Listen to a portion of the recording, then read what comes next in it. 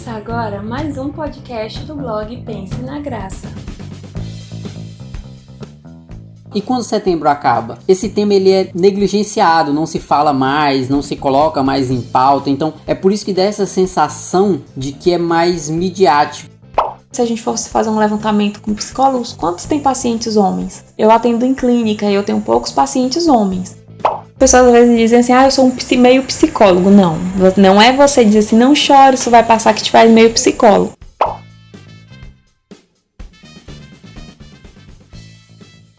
Fala pessoal, estamos começando mais um Pense na Graça podcast e o tema dessa semana, suicídio, né? E quando setembro acaba, o que devemos fazer? E aí para estar conversando hoje sobre esse tema, temos aqui conosco a Tamires, que sempre está aqui conosco, faz parte da equipe, é a voz, né? Que encanta a abertura de todos os nossos podcasts, então vocês já conhecem bem a Tamires. E para falar desse tema, suicídio e setembro amarelo, por que a Tamires? Porque ela tem informação na área de psicologia, já atua e trabalha um pouco com isso e tem uma noção bem mais ampla do que a gente a respeito desse tema. Então a gente trouxe alguém que tem domínio do tema para poder estar falando sobre isso, né? E aí a gente durante a semana abriu algumas enquetes aí no Instagram para estar tentando entender quais seriam essas dúvidas aí que permeiam a mente das pessoas sobre esse tema, né? Por que setembro amarelo, né? O que significa essa campanha, né? O que ela busca, o que ela visa, o que ela almeja alcançar, né? O que a gente tem como objetivo ao criar um mês em especial para um tema específico, né? Assim como temos aí para o câncer de mama, câncer de próstata. Então, qual o objetivo central em volta desse tema? Mais uma vez, estamos começando o nosso podcast semanal e é muito bom nós podermos discutir mais um tema. É muito bom também, eu sou a Tamires, eu nem sei se eu falei, mas o Wallace já me apresentou um pouquinho. Mas é bom nós estarmos recebendo também, aproveito até a ocasião para agradecer o retorno que o pessoal tem dado no Instagram, no nosso direct pessoal mesmo. Sempre tem pessoas respondendo, dando retorno sobre o podcast, sobre as postagens. E isso é muito bom também para a gente entender a interação com o nosso público. Mas que tudo seja por honra e glória de Deus, né? O nosso projeto desde o Pense na Graça, só com o blog era esse, continue assim através dos podcasts. Perfeito, né? Que todo o conteúdo aqui ele venha ter relevância na vida do ouvinte, né? Senão a gente estaria produzindo conteúdo à toa. Então, que bom saber que está sendo relevante na vida das pessoas. E aí, para a gente iniciar a nossa conversa aí dentro desse tema do Setembro Amarelo e da prevenção ao suicídio, né? Que é o tema principal desse mês. Por que Setembro Amarelo, né? A gente tem aí meses que tem outras cores também, como o Novembro Azul, né? Outubro Rosa. Então, normalmente se coloca aquela cor ali para assemelhar, para tentar trazer, até para fixar melhor na mente das pessoas. Mas é uma dúvida que até me surgiu quando eu vi essa pergunta. Por que amarelo? Tipo assim, suicídio, depressão e etc. A gente pensa que tem que trazer esperança para as pessoas. Aí seria um verde, alguma coisa do tipo. Mas por que amarelo também? Eu realmente, eu não tinha essa dúvida. Mas quando eu vi a pergunta, eu falei, pronto, é a minha dúvida também. Porque eu realmente nunca nem me passou pela cabeça de por que setembro amarelo. Tu poderia explicar isso pra gente? Explicando um pouquinho por que o setembro amarelo é amarelo. Esse mês, especificamente, a data não tem relação com um evento tão recente assim. Na verdade, tem relação com uma coisa que aconteceu há um certo tempo. É um ano mais velho que eu, na verdade. Foi em 1994, em setembro, nos Estados Unidos. Eu peguei essa informação e a gente vai colocar até na descrição para quem quiser ler um pouco mais, tá? Nos Estados Unidos, um jovem de 17 anos, ele cometeu suicídio. E esse rapaz tinha um Mustang 68 amarelo. E aí, no dia do velório dele, os pais e os amigos decidiram então distribuir cartões amarrados em fitas amarelas com frases de apoio que talvez as pessoas também estivessem passando por uma situação semelhante a esse jovem.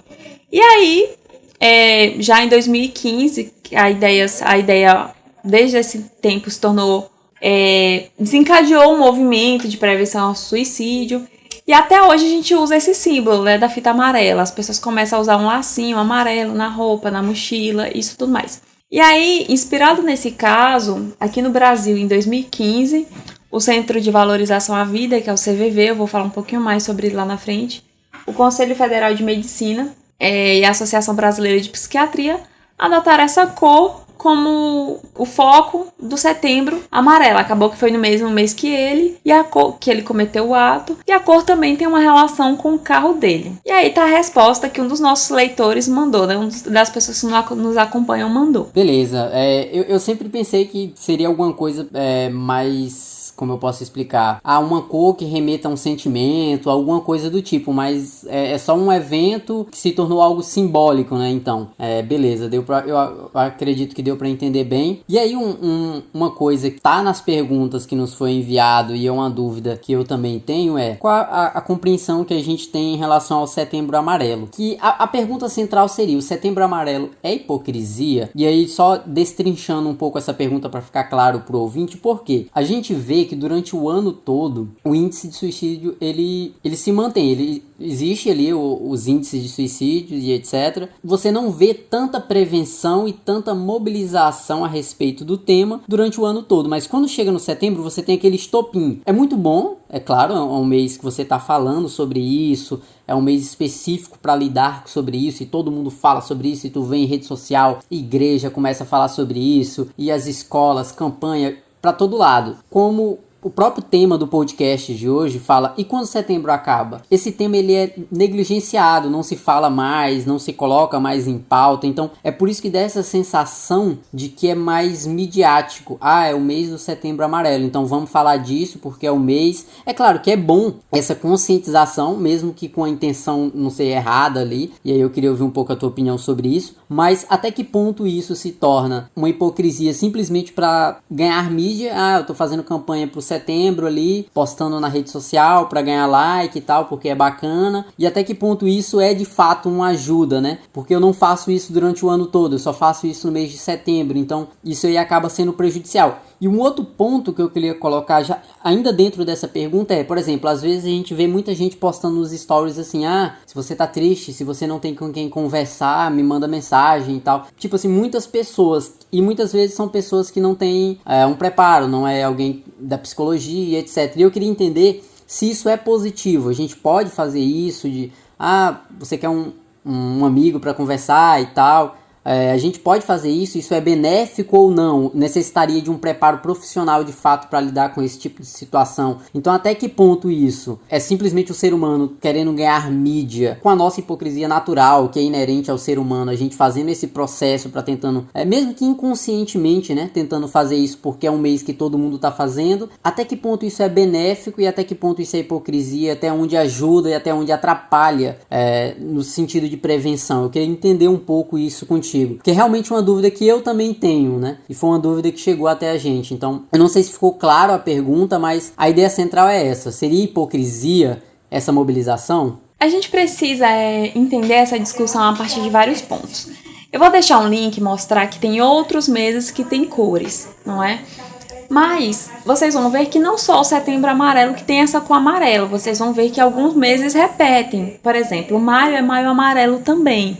Mas o maio amarelo é voltado para o trânsito, faz sentido para o trânsito, por exemplo, vou até fazer um link com a relação à cor, antes de saber a história, por exemplo, eu achava que é porque amarelo é a cor da positividade, da alegria, achava que tinha alguma coisa profunda de psicologia da cor. Mas algumas coisas não tem, né? Por exemplo, o maio amarelo tem uma relação, por exemplo, com o semáforo. É uma campanha em prol do trânsito. Vocês vão ver que tem cores que se repetem. Então, assim, existem várias campanhas. Só que como que a gente vai saber dessa campanha? Geralmente, se você for público-alvo desse grupo, parece ter uma mobilização maior do Setembro Amarelo, porque a sociedade toda é público-alvo. Então, assim, os outros meses também são trabalhados. Não é uma hipocrisia trabalhar o Setembro Amarelo, porque a gente vê que os resultados de trabalhar esses temas são positivos. Por exemplo, nós estamos em Outubro Rosa, né? Tem cidades, por exemplo, que conseguem mobilizar a Secretaria de Saúde todinha para que todas as mulheres da cidade, na faixa etária indicada, façam, por exemplo, exames preventivos contra o câncer. Esses exames só precisam ser feitos uma vez por ano. Então, dizer que o Outubro Rosa é hipocrisia é um equívoco também. Só que eu vou usar para vocês, em relação ao setembro, uma questão.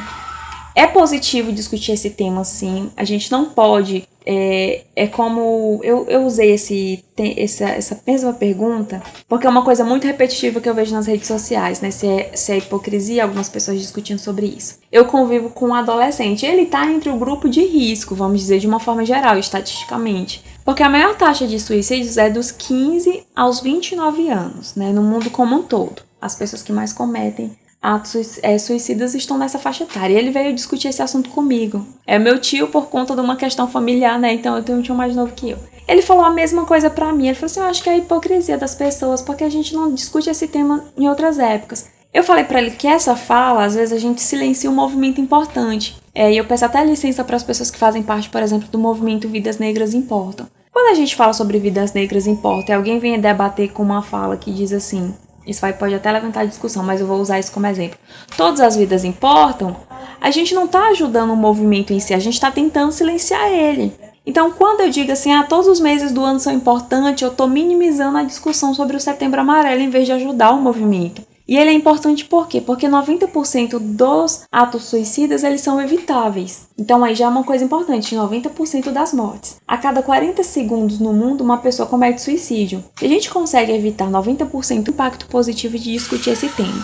Mas tem uma questão. Quando a gente discute, em Marabá mesmo, cidades próximas, eu sei de 3 pessoas que cometeram suicídio. Quando a gente discute um tema tão delicado como esse, é preciso ter sensibilidade, saber o que abordar. É tanto que a ONU tem um manual para professores, tem um manual para jornalistas sobre como essa morte vai ser divulgada, como que ela vai ser falada, porque a gente também não pode ocultar. Então, a gente tem que ter muito cuidado para acabar não causando gatilhos em pessoas que estão pensando em suicídio ao falar sobre esse tema. Então, é importante falar sobre ele, mas o Setembro Amarelo, ele é importante, a gente não pode minimizar, mas tem que falar com certo cuidado, sensibilidade. Então, assim, é importante sim a gente falar sobre isso. Com famílias que já perderam um membro por conta de suicídio, a gente tem que ter cuidado porque é muito doloroso falar sobre esse tema.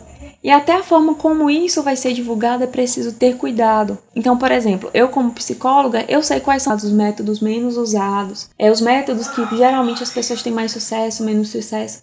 Mas eu não... Sucesso no sentido negativo, viu, gente? Que a pessoa consegue concluir o ato não é uma coisa positiva. Eu falo conseguem, sucesso, eu falo nesse sentido, tá bom? Vamos lá colocar as falas no lugar certo. Que as pessoas conseguem e que tem alta chance, tentam e tem alta chance de conseguir. Só que eu não posso ficar passando essa informação assim. Imagina que eu estou falando isso para uma pessoa que pensa em cometer suicídio.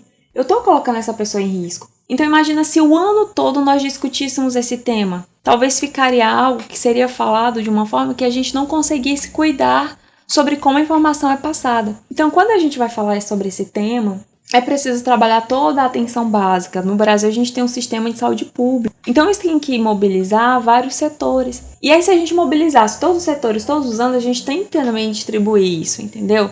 Então existem outras campanhas que precisam de atenção, existem outros movimentos que precisam ser discutidos.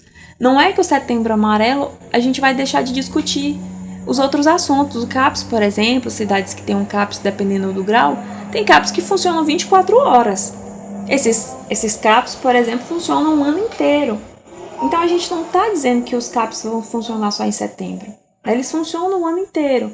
Só que em setembro a gente mobiliza para mostrar como que é a rede, o que fazer, o que não fazer. Então é necessário um preparo e um cuidado para falar sobre esse tema. O Wallace também perguntou sobre a questão da gente se abrir para um amigo, né?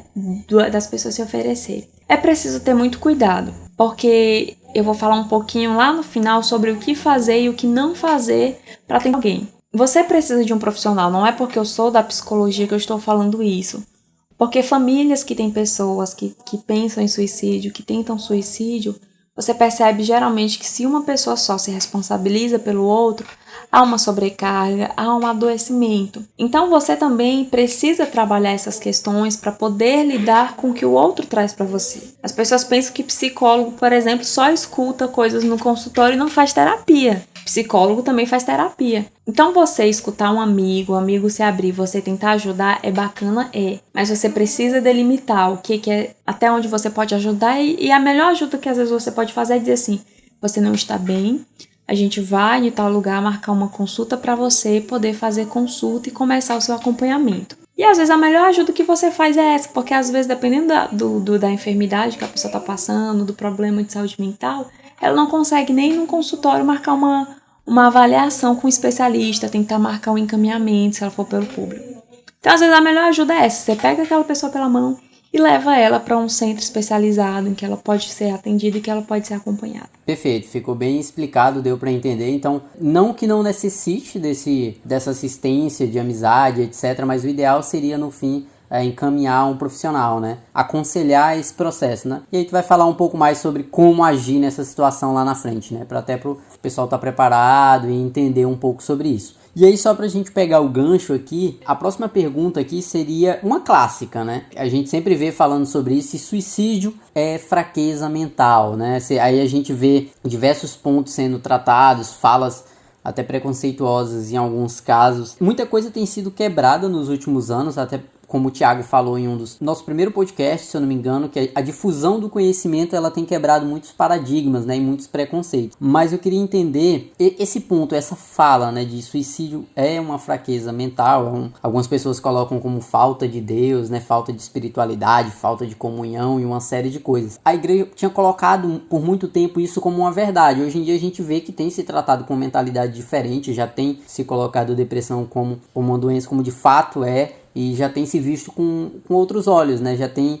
se apoiado mais em questões científicas e deixado uma ignorância de certa forma, mas aí eu queria entender contigo melhor de onde vem essa fala, por que as pessoas falam isso e por que isso tá errado, por que esse conceito de suicídio é uma fraqueza mental, é uma falta de Deus, alguma coisa do tipo, por que esse pensamento é um pensamento errado, se é errado, né? Aí você pode explicar aí pro ouvinte. Sempre que eu vou falar, eu sempre tento entender o grupo que eu tô falando, né? Partindo quais são as bases daquele grupo, o que aquele grupo acredita. Eu faço muita palestra em diferentes lugares. Às vezes você tem um grupo mais misto, se for numa empresa que tem crenças, valores diferentes, é um grupo mais misto. Se for um grupo religioso, eu tento entender aquelas crenças, como eles entendem a vida, como eles entendem a morte, para trazer isso de uma forma mais clara, respeitando os valores individuais. Mas assim, sempre me perguntam isso. Seja numa empresa privada, seja numa instituição religiosa, sempre tentam me perguntar se é uma fraqueza mental. É uma fala óbvia, mas em estudos, quando você vai descrever, é sempre meio estranho, assim, a gente dizer isso óbvio, né? Eu falei, tem uma citação num livro que eu li há muitos anos atrás, é um livro acadêmico, e hoje de ler eu entendo, diz assim, né? Por motivos óbvios, a gente não consegue entrevistar uma pessoa que cometeu suicídio. Então, determinar exatamente o que causou, a gente não consegue. Eu não consigo perguntar para aquela pessoa, depois que o ato foi concluído, por que ela cometeu aquilo, né? O que se passava pela cabeça dela. Quem são as nossas amostras, ou os nossos indivíduos pesquisados? Pessoas que já têm... Então, assim, não é uma fraqueza mental. O que é um dos fatores de risco, né? A gente vai entrar um pouquinho mais lá na frente, fatores de risco e fatores protetivos. Um dos fatores de risco é a presença de algum transtorno mental. O que é um transtorno mental? De forma geral, a gente tem um manual de diagnósticos, que é o DSM, que a gente já está nós estamos na 5ª edição, que ele é revisado de tempos em tempos, é acrescentado, é retirado alguma coisa, mas ele é um manual diagnóstico e estatístico de transtornos mentais. É baseado nele que nós classificamos um problema de saúde mental em uma coisa e não em outra. Então, assim, ele é usado mundialmente, analisa-se vários sintomas presentes em pessoas em várias partes do mundo. Mas um dos fatores de risco é um transtorno mental. O que é um transtorno mental? As pessoas pegam palavras da psicologia e usam muito no popular sem saber realmente o significado. Mas um transtorno mental é algo que cause algum prejuízo pessoal para a pessoa, né, no sentido para ela mesma, individualmente, ou para ela, mas em relação a outras pessoas. Então, se causa prejuízos, ela não se sente afetada, mas afeta as relações de trabalho, se afeta os relacionamentos amorosos, se afeta relações com a família, e isso acaba trazendo algum transtorno, literalmente, para a pessoa. Então, é nesse sentido que é um transtorno mental. Então, a presença de um transtorno mental é um importante fator de risco para a chance daquela pessoa cometer um suicídio. Então, não é uma fraqueza mental. Só que falar sobre transtorno mental, às vezes, é um tabu, porque... E eu sempre uso esse exemplo com as pessoas. Eu falo assim, a gente ainda não tem um aparelho que você coloca na mão da pessoa, tira um pouquinho de sangue, coloca no cérebro. A gente diz lá um relatório de como a pessoa está mentalmente. Sabe, no futuro a gente tem, as pessoas aceitem isso mais facilmente. Mas eu falo, vocês acham como que era a glicemia antigamente, uma diabetes? A diabetes, por exemplo, a pessoa pode ser amputada, parte do corpo, pode ficar cega, existe essa cegueira da diabetes. Tem umas que é momentânea, tem umas que traz consequência a longo prazo. A pessoa controla e ela diminui, a pessoa volta a ver. Imagina isso antigamente quando a gente não conseguia aferir, medir. Hoje em dia você vai ali no laboratório, vai ali na farmácia, por R$10 você faz um teste glicêmico. As pessoas acreditam no aparelho, elas não sabem como esse aparelho funciona, mas acreditam. Ou a pressão arterial. Você tá ali sempre com a pressão, minha pressão tá alta, minha pressão tá baixa. Mas as pessoas às vezes querem algo que elas consigam medir. Elas não entendem como esse aparelho funciona, mas a gente tem um aparelho que diz que ela tá com determinada temperatura, por exemplo, a temperatura corporal, não é? Então, como problemas mentais, a gente não consegue dizer para a pessoa assim, olha, a gente mediu isso e isso com tanta facilidade. Existem estudos mais profundos em laboratório, mas não é uma coisa acessível hoje em dia para a gente fazer assim. Existem N critérios. As pessoas que têm a chance de cometer suicídio é o transtorno mental. A saúde mental, ela deveria ser trabalhada em janeiro. Vamos voltar a falar das cores, né? Janeiro branco. Alguns municípios preferem trabalhar o janeiro roxo, que é falar sobre hanseníase. Então depende muito da gestão municipal também, essa questão das cores, os temas trabalhados. Então os transtornos mentais, geralmente, eles deveriam ser trabalhados em janeiro. Existem alguns transtornos que a chance da pessoa cometer suicídio é maior do que em outros. Mas assim, não é uma questão, né, falando errado aqui, não é uma questão de fraqueza mental. Existem questões socioculturais, como ele é entendido, como aquela sociedade, aquela cultura entende a vida, como ela entende a morte, o que ela acredita que vai acontecer com aquelas pessoas que cometem suicídio. Então, tudo isso são fatores a serem considerados. Quem acompanha anime no nosso podcast, quem acompanha mangá, quem acompanha filmes coreanos, material asiático, percebe como o suicídio é trabalhado no tema deles.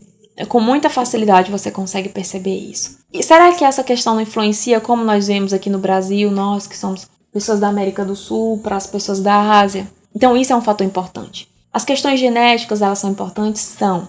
A gente não consegue determinar até que ponto, mas elas são. O fator genético, ele é super importante. As pessoas às vezes se assustam, mas a pergunta é óbvia, né, Wallace? Vou te fazer por essa pergunta. Eu sempre pergunto para as pessoas. Se na sua família, boa parte das pessoas tem diabetes, a gente espera que você provavelmente tenha diabetes ou não? Estatisticamente falando, sim. A probabilidade é bem maior. Entendeu? Então é nesse sentido. Existem questões genéticas também para algum transtorno mental. Questões psicodinâmicas, existenciais, ambientais. Quando nós falamos em ambientais, a gente está falando desde a vida no útero. E a gente não consegue perguntar para um feto o que você sentiu no útero quando sua mãe passou por um estresse na gravidez. E a gente não consegue, porque ele nem lembra de nada, né? Ele apenas foi afetado por aquilo que aconteceu. Então existem fatores ambientais. São inúmeros fatores e a gente volta a dizer que não são questões relacionadas à fraqueza mental. Só que às vezes a gente tem dificuldade para aceitar isso. A gente aceita que uma pessoa numa família que boa parte é hipertensa, a gente aceita que alguém seja hipertenso. Nós achamos muito natural. Mas se fala assim, olha, é preciso ter atenção, a nossa família tem um histórico de problemas de saúde mental, você percebe um certo afastamento. Então a gente precisa discutir esse tema justamente por essas questões, para derrubar esses tabus, derrubar essas barreiras. Perfeito. E aí só para... tocou em alguns pontos interessantes em relação à prevenção e etc. E aí eu queria entender, tu falou que é importante a busca de um profissional. Como é que a pessoa ela compreende o momento que é necessário ela buscar um profissional? Até no sentido de prevenção, mesmo antes dela estar num estado de depressão ou pensar em suicídio, ela tentar se prevenir de questões, problemas relacionados à mente, essa sobrecarga, né? A gente vive numa sociedade bem corrida. Durante esse mês de setembro teve uma pregação no culto de jovens lá na minha igreja, e o Rubson, é um irmão nosso lá da igreja que faz parte da liderança com a gente, ele trouxe um dado interessante que eu não conhecia, não sei se você conhece esse dado, de que nos últimos 20 anos a faixa etária de pessoas que mais se suicidam, ela tem diminuído. Tipo assim, há muito tempo atrás, alguns anos atrás, era maior o índice entre idosos. Hoje em dia, como tu mesmo falou, um jovem já está numa faixa de risco, né, numa zona de risco. Então tem se diminuído a idade em que ocorre mais suicídio, né? Então como é que um jovem ele pode pensar no sentido de se precaver, de se cuidar mentalmente em relação a essas coisas, evitar, o que ele pode fazer antes mesmo de pensar numa questão como suicídio? O que tu indicaria como psicólogo? É assim, quando a pessoa tenta cometer o suicídio, é até difícil para ela dizer como que ela chegou naquele ponto, sabe? Porque o que ela tá sentindo é uma coisa que ela não suporta mais. Imagina você, né? Eu sempre falo isso, falei, gente, se a gente perguntasse para essas pessoas, dissesse, olha, tem uma pílula que é quando você acordar amanhã, todos os seus problemas, todas as circunstâncias ruins que você tá passando vai ter sumido. E você desse essa pílula para ela e essa daqui é uma outra pílula, a gente vai chamar de pílula B. E com ela você vai conseguir se matar sem dor, tá? Sem dor, sem sentir nada. Você vai deitar, tomar pílula, não vai mais acordar. Qual das duas você prefere? Provavelmente a pessoa, por mais que pessoas que estejam passando por uma ideação suicida, que pode estar relacionada a uma depressão, pode estar relacionada a um transtorno de personalidade, pode estar... Mas o mais comum é as pessoas associarem a depressão, porque nem sempre as pessoas conseguem identificar um transtorno do outro. Então a gente põe tudo num saco só. Geralmente os profissionais da psicologia e da psiquiatria conseguem diferenciar um transtorno do outro. O desejo suicida ele pode estar presente em vários transtornos, né? Mas vamos considerar uma depressão. Aquela pessoa sente algo que não passa. Quem tem enxaqueca, por exemplo, sabe o quanto é torturante você sentir aquela dor de cabeça insuportável. Imagina uma dor que geralmente as pessoas não conseguem descrever, que ela diz assim, me aperta, eu fico sem ar, todo lugar para ela não faz sentido. O mundo não tem mais graça, o mundo perdeu a cor, ou às vezes ela quer que a vida dela volte a ser como era antes. Então imagina o quão difícil é isso, sabe? Se uma dor de dente é incômoda e é algo que é mais fácil de ser controlado, você tem medicação forte, faz uma anestesia, faz uma restauração, dependendo do que te incomoda. Imagina uma questão emocional que a gente não consegue acertar exatamente o que é. Isso que você falou é uma realidade. A gente já tem relatos de psicólogos sobre crianças que tentam suicídio. E é algo espantoso, porque até algum tempo atrás, alguns transtornos mentais não eram... dos critérios de exclusão era que era criança. Criança tem menos probabilidade de desenvolver isso. E não era uma fala fantasiosa, é porque a criança é inocente, porque tudo dá certo. Não era. Era um dado mundial. O DSM, né, por exemplo, é um dado mundial. Pega dados de vários países e faz esse banco de dados. Hoje no Brasil, Alice, por incrível que pareça, e no mundo todo, as mulheres tentam mais suicídios e os homens conseguem mais. Então os homens suicidam-se mais do que as mulheres. Os homens, a maioria das vezes, usam métodos, pode ser uma variável. Os homens, socialmente, eles são mais reprimidos para falar sobre questões emocionais. Então, geralmente, ele não busca ajuda e aí a coisa vai virando uma bola de neve. E há um certo tabu sobre o homem falar uma questão emocional. Eu falo isso, por exemplo, estatisticamente, se a gente fosse fazer um levantamento com psicólogos, quantos tem pacientes homens? Eu atendo em clínica e eu tenho poucos pacientes homens. Então, de que forma os homens estão sendo atendidos? De que forma a gente está dando liberdade para esses homens falarem sobre isso? Então você percebe, né, que geralmente as taxas de suicídio no Brasil, isso é um dado de 2006, por exemplo. A maior taxa de mortalidade no Brasil eram entre pessoas mais velhas, do sexo masculino, solteiros e pouca educação formal. Então, por incrível que pareça, né? Se existe uma forma de evitar, eu não consigo te dizer definitivamente, porque o que eu faço, Alice, é analisar a história dessa pessoa. Algumas questões, alguns fatores de risco para as pessoas poderem se atentar, né? Então, alguns fatores que podem indicar que a pessoa tem probabilidade de cometer um ato suicida, né? A tentativa, o fato dela já ter tentado, é meio óbvio, mas a gente precisa cuidar das pessoas que tentam, entendeu? Quando alguém tenta, ele tem alta chance de conseguir. Se ela tentou e não conseguiu, a família não pode descansar, a família tem que continuar atenta. Se ter que cometer o suicídio é preciso prestar atenção. Alguns dados diferem, mas existe um dado que fala que a cada suicídio, 10 pessoas próximas serão afetadas de forma grave, né? Desenvolverão algum problema de saúde mental que precisa de atenção. E um outro dado fala em até 135 pessoas. Se você considera alguém num contexto escolar, numa cidade pequena, e hoje na rede social a notícia se propaga de uma forma muito rápida, então é mais um fator para a gente prestar atenção, tá? Se ela tem alguma doença crônica limitante ou dolorosa, pessoas que têm uma doença que provavelmente não tem cura, que causa muito sofrimento para ela, é um fator de risco. Se a pessoa fala repetidamente sobre morte ou suicídio, se ela tem um comportamento retraído, se ela passou por uma perda recente que é importante. Então, tudo isso são fatores para a gente prestar atenção. Mas, no geral, Wallace, não tem uma fórmula pronta de dizer assim, como é que eu vou me cuidar, como que... A maioria das pessoas chegam na clínica, assim, sabe? Incômodos no sono, é um fator indicativo de que pode ser algo de ordem mental. Se a pessoa faz muitos exames por questões físicas, se sente doente, mas nos exames ela não tem nada. Então, assim, é um indicativo de que pode ser algo emocional, que está afetando como o corpo dela está reagindo. Se você... É tão complexo que eu tenho que ter cuidado para não revelar nenhum exemplo de paciente ou de pessoas próximas, né? Então, assim, se a pessoa começa a falar sobre isso, se ela deixa de se interessar por atividades que antes eram prazerosas, se ela começa a se envolver com comportamentos de risco, abuso de álcool e drogas, não é porque nós somos cristãos e moralistas, são dados de artigos, tá? Então, são comportamentos de risco, tá bom? Abuso de álcool, outras drogas são comportamentos considerados de risco para o sujeito e também para outras pessoas. Então, se ela se envolve com algo assim, de forma exagerada, é um fator importante. Então, são algumas questões muito sutis, sabe? Mas o certo seria se todos nós nos preocupássemos com a nossa saúde mental. A maioria das pessoas que vão no consultório, elas percebem que não tem algo em ordem com ela, sabe? Ela pensa, eu não tô bem. Às vezes é uma tristeza que vai se tornando mais presente. Às vezes a forma inicial é isso, tá? No caso do transtorno depressivo maior, que popularmente as pessoas chamam de depressão, seria tipo assim, uma tristeza que ela começa a se tornar muito repetitiva, sabe? Eu tô triste, mas é quase todos os dias. Então isso é importante a gente analisar. Não dá pra responder muito claramente, eu sei que a minha resposta ficou um pouco vaga, mas porque são coisas muito minuciosas. Então assim, é importante a gente atentar pra nossa saúde mental como um todo. Se você acha que não tem algo bem, procure um profissional. E assim, o suicídio ou a tentativa em si, a tampa, a última gota.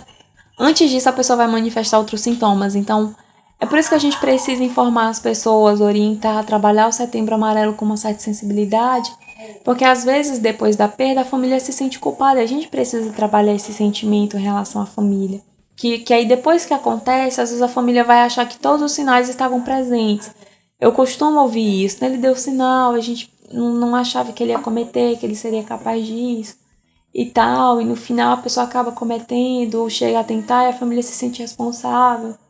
Então, assim, são detalhes que às vezes não são perceptíveis, mas a gente precisa estar orientando com uma certa cautela também para não causar um gatilho na pessoa que passa por algum problema de saúde mental. E aí, eu acho que deu para entender, assim, a questão de quão delicado é. Então não tem uma regra pronta, não é uma ciência exata, né? Então realmente trabalhar com a mente humana é algo bem complexo. Então para tu estipular uma fórmula a ser seguida é impossível, né? Então só pra gente sintetizar e finalizar aqui o nosso papo, né? O que tu indicaria aí pro pessoal fazer? Que órgãos buscar? Se tem algum site, algum número? Preciso de ajuda, onde eu vou, o que eu tenho que fazer? Sintetizando tudo, indicações gerais, só pra gente finalizar o papo. Eu sempre oriento as pessoas a conhecerem a rede de atenção em saúde da cidade dela. A pandemia acabou afetando bastante a maioria da atenção básica, porque as pessoas focaram no coronavírus, né? Era algo necessário, mas também trouxe muito adoecimento. Eu sempre comento com as pessoas assim, eu não sei quando que nós vamos conseguir mensurar o adoecimento mental. Um transtorno de limpeza depois, sabe? Pessoas que saem de casa e começam a achar que já está doente, pode ser. Deixa eu dar outros exemplos. Um luto patológico, porque perder um familiar, essa questão de não poder estar fazendo os velórios, que é um ritual importante, pode trazer algum dano. Pessoas que perderam mais de um membro da família. Então são todas questões de atenção, tá? Já que você perguntou, eu vou até aproveitar e mencionar isso. Mas assim, é preciso entender como a rede de atenção básica funciona. Eu sou da área da saúde, eu sempre me interessei na área da saúde, então eu sei mais ou menos. Você precisa entender que tem a atenção básica, e aí a atenção básica encaminha, que é o posto de saúde, encaminha para um especializado, que pode ser o CAPS, pode ser um psicólogo especialista que não está no CAPS, pode ser um psiquiatra especialista que também não está no CAPS, tá? Então assim, dependendo do grau e da cidade, o CAPS pode ter diferentes funcionamentos, tá bom? Eu já fui num CAPS que funciona 24 horas, em Marabá nós ainda não temos um CAPS assim, e ele tem um público muito mais específico, que é um público que vai ser acolhido e vai estar ali 24 horas. Primeira questão é entender a atenção básica, tá? Agora, para você ligar, para você entrar em contato, se você está passando por isso, tem o CVV, que é o Centro de Valorização à Vida. Eu entendo ele, se eu estiver equivocada, mas até onde eu sei é uma ONG, sem uma organização não governamental, sem fins lucrativos. A gente entende que nenhuma dor passa se a gente não falar sobre ela, e às vezes a pessoa quer realmente para conversar. O CVV faz cursos, capacita pessoas que não são psicólogos de formação, mas para poder acolher aquelas pessoas no primeiro momento, que pode ter aquela intensidade do desejo suicida. Então o CVV faz esses cursos e a gente pode ligar sem se expor, que às vezes é o medo da pessoa, tá? 188 é o número, vale para todo o Brasil. Tem um chat online, mas o chat online tem um tempo que às vezes você tem que esperar e tudo mais. Eu não mexo muito, então não sei dar muita informação sobre o chat, mas aí você fica lá acompanhando como que tá o atendimento, sabe? Você tá acompanhando quando você vai ser atendido. E aí eu acho que nem sempre é bom para quem tem ansiedade, tá bom? Por isso que eu geralmente recomendo o telefonema. Então, assim, o número é 188, se você jogar CVV também, se você preferir o chat, que você prefere escrever sobre isso, então você pode usar, tá? Então, assim, é uma das formas gratuitas. Agora, se você tem algum amigo que tá passando por isso, já comentou um pouco sobre a morte, algumas coisas indicativas, sabe? Queria dormir, não acordar mais, se eu não tivesse nascido, as coisas seriam mais fáceis, tudo é culpa minha. Então, a fala é muito voltada para conteúdos negativos e às vezes relacionado à morte, ou de desesperação. Eu não aguento mais essa doença, eu não suporto mais viver. Então são falas que precisam de atenção. Se você tem um amigo que está passando por algo assim, é necessário você ter uma certa atenção com isso. Como fazer? Se você tem um amigo que você percebe que o comportamento dele mudou, fale com ele, você tá um pouco diferente, você tá passando por alguma questão e você quer conversar sobre isso. Então, algumas dicas, né? O que não fazer? Não demonstre espanto, surpresa. Nossa, eu não sabia que você estava passando por isso. Quem diria, eu te vejo tão feliz, tão alegre, né? Tente oferecer uma solução pronta para a pessoa como se fosse uma coisa fácil. Nossa, isso vai passar, você tem um marido que te ama, um filho maravilhoso. A pessoa pode ter muitas coisas, mas ela continua sofrendo. Não tem uma questão econômica. Vulnerabilidade social é um fator de risco para o suicídio? Mas às vezes pessoas extremamente ricas podem passar por isso também. A gente não precisa se espantar. Então é sempre essa fala, né? Dizer, isso vai passar, não fica assim, não chora. Isso é o amigo. As pessoas às vezes dizem assim, eu sou meio psicólogo. Não é você dizer assim, não chora, isso vai passar, que te faz meio psicólogo. Foram 5 anos de estudo para acolher o paciente. Você pode ajudar e dizer ao seu amigo assim, olha, se você quiser chorar, tá tudo bem, não tem problema, eu não sei o que você tá passando, não deve ser fácil, mas sinta-se à vontade para falar comigo. Então, o que fazer? Demonstrar empatia, disponibilidade para ouvir. Às vezes você se ofereceu pra pessoa, para conversar com ela num dia e ela não quis, porque é muito difícil. Às vezes ela pensa que quando ela falar, sabe quando você começava a chorar e você era criança, aí você parava e quando alguém te perguntava, você chorava de novo? Então, às vezes as pessoas têm medo disso, né? O que você tá sentindo, o que você tá passando? E quando elas começam a falar, elas choram. Tem sessão que o paciente só chora, né? Mas aquele choro, ele faz parte da cura, da melhora do paciente. Caso aquela pessoa só quer chorar. Então, se você procurar a pessoa, se ofereceu pra conversar com ela naquele momento, ela não quis falar, talvez ela não estivesse pronta, ela queira conversar. Então, dê atenção quando ela disser que quer conversar sobre um assunto. Não minimize. Então, esteja disposto a ouvir. Então, se a pessoa quis falar, demonstre empatia, escute com atenção. E aí eu vou fazer uma fala sobre a religião. Isso aqui, durante todo o podcast, eu falei como profissional. Eu vou falar agora como Tamires, pessoa que faz parte de uma instituição religiosa, que tem doutrinas, que tem ensinamentos e que tem uma visão bíblica, tá? Então, é uma avaliação bíblica minha, eu vou fazer uma aplicação espiritual. Porque a Bíblia é um livro também que permite a gente aplicá-la de diferentes formas, tá? Eu não sou dona da Bíblia, nem você, nem ninguém, mas cada um interpreta de uma maneira. E geralmente quando eu vou pregar, eu sempre gosto de falar isso. Não tente das pessoas. Eu sou uma pessoa religiosa. No sentido de que a gente tem que entender o que é religiosidade, religião e espiritualidade, tá? Eu sou uma pessoa que busca ter uma relação com uma entidade que eu acredito ser superior, que é Deus, na presença do Pai, do Filho e do Espírito Santo, né? Então eu me considero uma pessoa religiosa. A religião, ela é um fator de proteção, seja para comportamentos de risco.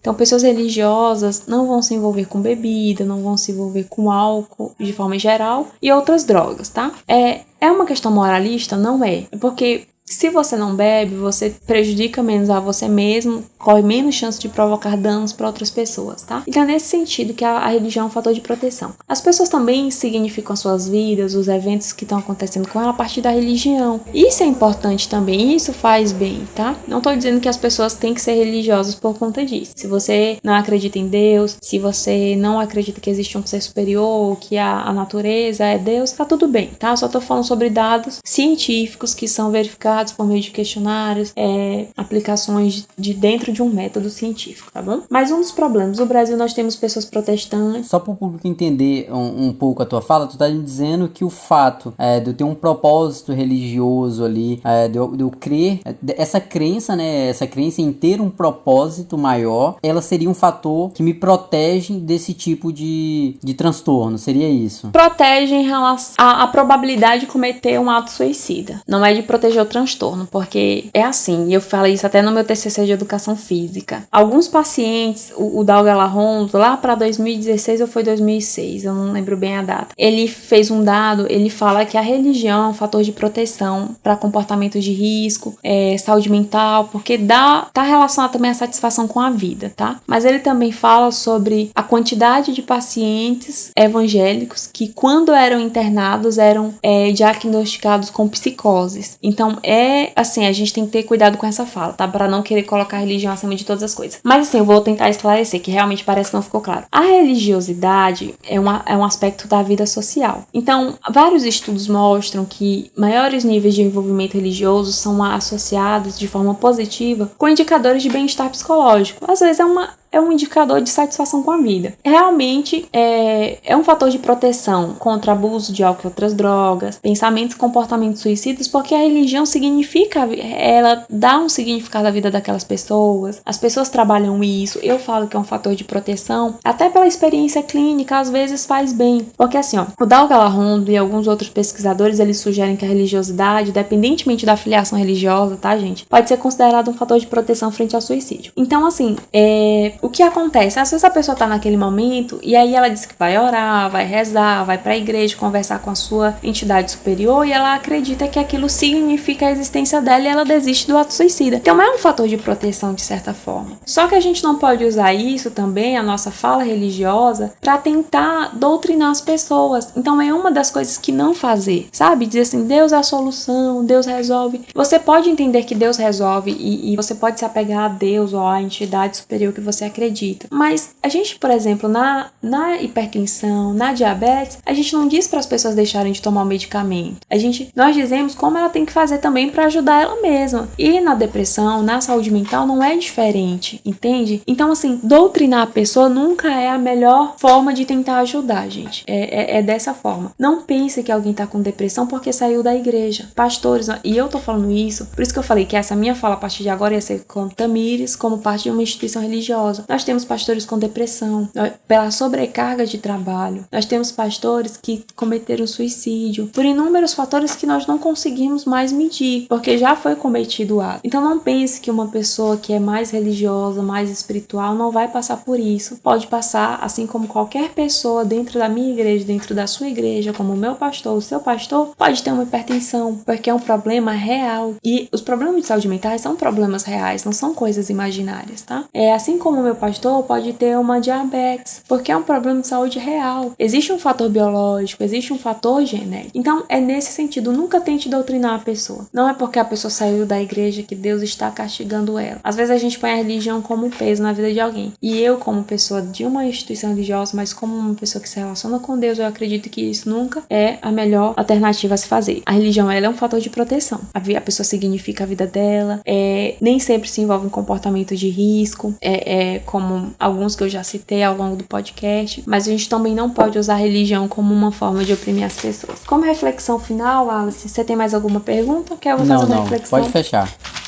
como reflexão final para o nosso podcast de hoje, e lembrando, né, que eu não tô falando isso como psicólogo, tô falando como pessoa religiosa. Eu sempre gosto de separar, porque eu tento sempre na minha fala como psicóloga não envolver aquilo que não é que a gente nós somos seres separados, mas eu sempre tento entender para qual grupo eu estou falando, tá bom? Mas como eu sou uma pessoa que faz parte de uma entidade religiosa, que acredita na Bíblia, eu vou citar uma passagem bíblica que eu sempre cito nos meus sermões.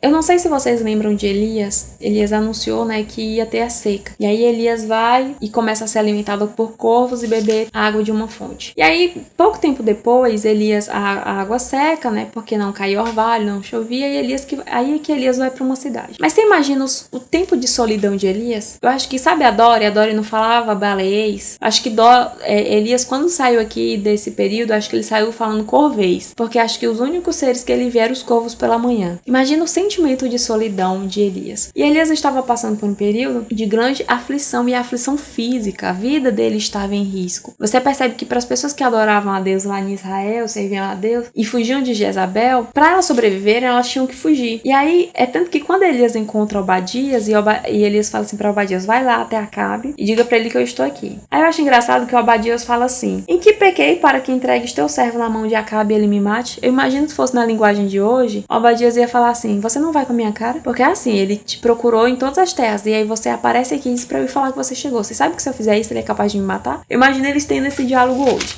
E aí Elias vai lá, ora pra que chove, desafia os profetas de Baal no Monte Carmelo. Só que chega um momento que Elias pede pra morrer e as pessoas dão um significado espiritual.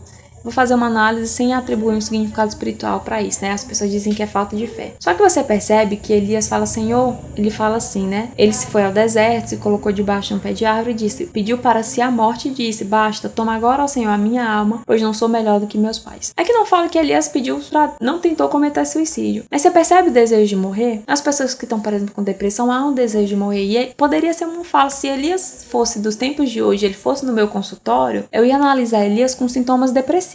Entendeu? Ele não tentou acabar com a própria vida. Ele pediu para que a figura que ele acreditava ser Deus tirasse a vida dele. Por uma questão religiosa, claro. Mas aí, Elias vai, acaba deitando. E aí a gente percebe que ele dorme. E vem um anjo, toca nele e diz, levanta-te e come, né? Elias foi privilegiado. O anjo fez pão para ele e ainda trouxe água. E eu sempre falo para as pessoas, era um ser espiritual. Foi um anjo que apareceu para ele, não foi um ser humano. Mas a primeira necessidade que ele supriu foi uma necessidade física. E isso abre os nossos olhos para nós entendermos que as pessoas têm necessidades físicas também. Às vezes quando a gente fala com uma pessoa que tá pensando em suicídio, da minha igreja, da sua igreja, o seu pastor, o meu pastor, a gente acha que só a espiritualidade basta. Realmente Cristo diz, né? Nem só de pão viverá o homem. Mas ele mesmo, quando mandou um anjo para Elias, ele sabia que Elias precisava primeiramente de força física e providenciou pão e água para Elias. Então às vezes a pessoa não tá precisando que você cite a Bíblia para ela, porque ela já sabe a Bíblia. Ela tá precisando de ajuda física. Pode ser uma medicação, pode ser uma consulta com um psicólogo e pode ser qualquer outra coisa que nós, seres humanos, somos capazes de fazer. Então nem tudo a gente tem que colocar como uma falta de Deus. Elias não era falta de Deus. Deus mandou um anjo para acordar Elias, que fez pão para Elias, mas não era falta de Deus. O que Elias precisava realmente, Elias estava se sentindo sozinho.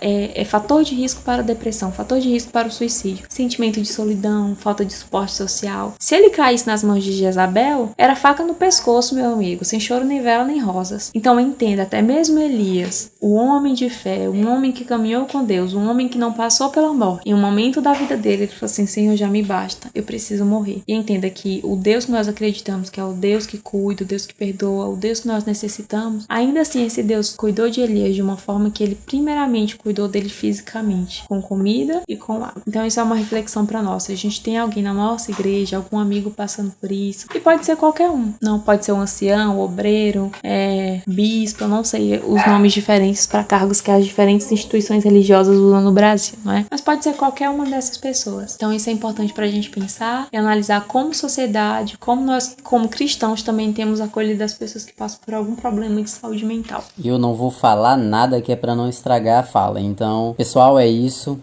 O assunto é sério. Então, qualquer dúvida, qualquer questão, pode mandar aí mensagem no privado, nas nossas redes sociais aí. Comenta aí no Instagram ou no YouTube, que a gente tá aqui para esclarecer qualquer coisa. Então, até semana que vem e ficamos por aqui. Então, tchau, pessoal. Se vocês também tiverem sugestões de temas para os nossos podcasts, podem mandar também. A gente quer aumentar essa interação com o público. Foi muito legal receber essas perguntas. Se tiver algum tema que nós vamos lançar e vocês tiverem perguntas, podem ficar à vontade para perguntar. Se nós soubermos responder bem. Se a gente não encontrar nenhuma referência para vocês, nós vamos talvez falar o que nós achamos, mas tentar dar uma referência. Se não tiver uma resposta no momento, a gente também fala com vocês, tá bom? Que pode ser uma dúvida nossa também. E é isso aí, pessoal. Boa noite ou boa tarde, né? Como diz a Tamires, a vantagem do podcast é essa. Tchau, tchau.